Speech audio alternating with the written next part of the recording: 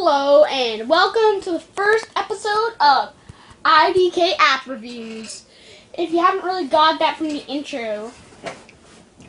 Yeah, so the first game we'll be reviewing is Lep's World by the NER Brothers for 99 cents on the App Store. Lep, of course, stands for Leprechauns! I want me pot of gold!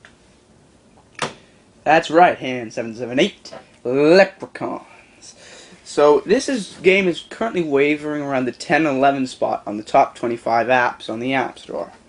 And when I first looked at it, I figured it looks a lot like Mario, and it is basically a version of Mario. And if you don't already know, Nintendo is kind of like self-conscious about their Mario. They want to like keep it in. He's like their main character, so they don't really let anybody else publish Mario. So in the App Store, there's been tons of people trying to make versions of Mario, and this is probably the closest they've got so far.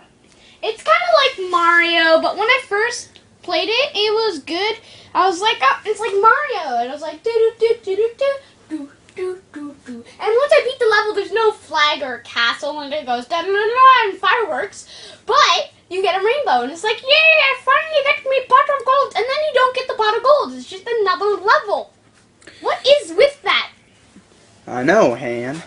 Anyway, when I was playing with the controls, it's actually very, very easy to control, and you can control your character surprisingly well, almost as well as you can in Mario. There's very good maneuvering systems. Everything is very good, so you can really play on the iPod, because a lot of people have kind of screwed up their controls on the iPod with lots of long swipes and all this such stuff. But the easiest way to use the touchscreen is just small taps, and that's what this game is offering. And the controls are actually very receptive for a touch screen, which is pretty amazing, and really helps to the Mario type experience.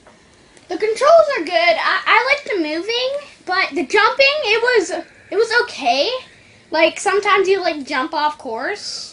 But they have a new update, and it comes with 4 new texture packs, I think, or 4 new levels, and it comes with the new jumping. They enhanced the jumping, and it actually enhanced it. Like some games ruin it when they do that. Yes, so during the gameplay, it's kind of like Mario, except they've changed around a couple of the features so they don't get sued by the Mario Nintendo company.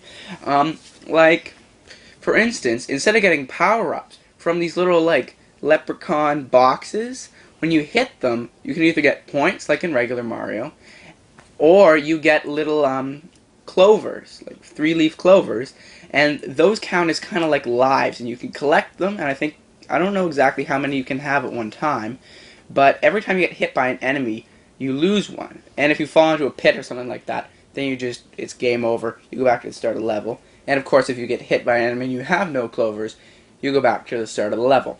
As well, instead of kind of getting your painter power up, there is just pine cones you can collect throughout the entire level, and you kind of just throw them at enemies. And they don't bounce like the fireballs would in Mario. They're more just fly in a straight line. So those are some of the features that are kind of different than Mario.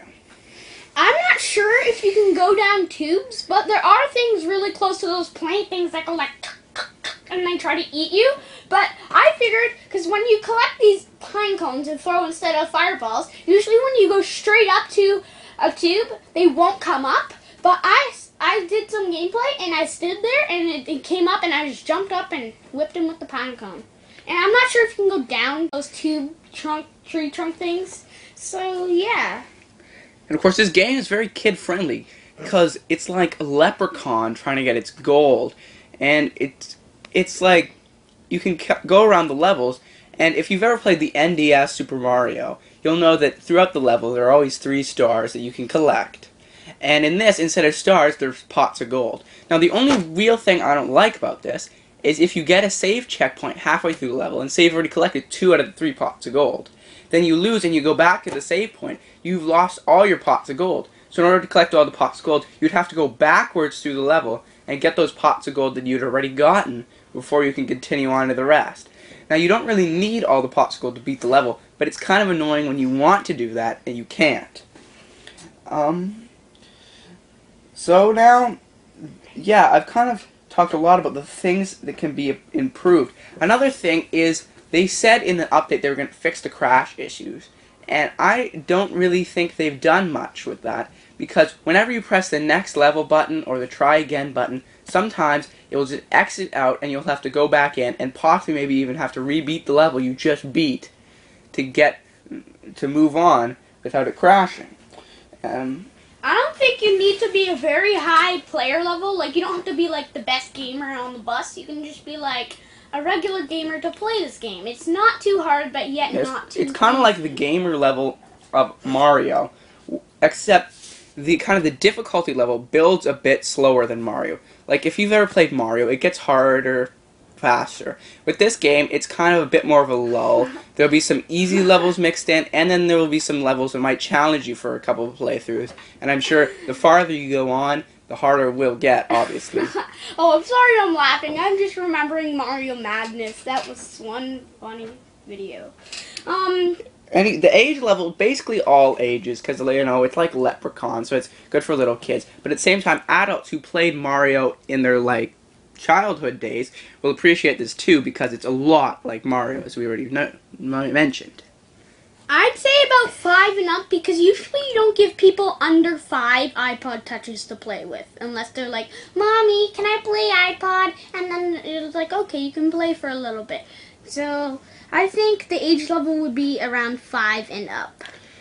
Yeah, there have been some similar platformer games. I know I've played League of Evil, which is kind of like a challenge game, when each map is kind of a challenge, and there aren't many, like, enemies. More you have to, like, bounce off walls and jump around. So that's kind of like this. But this is probably the closest thing I've got to Mario. I mean, I've seen some that looked identical to Mario, but the controls were so bad, you could barely even, like, move your character, and you would just die from, like, the stupidest things, because you wouldn't actually be able to evade enemies and jump on them properly.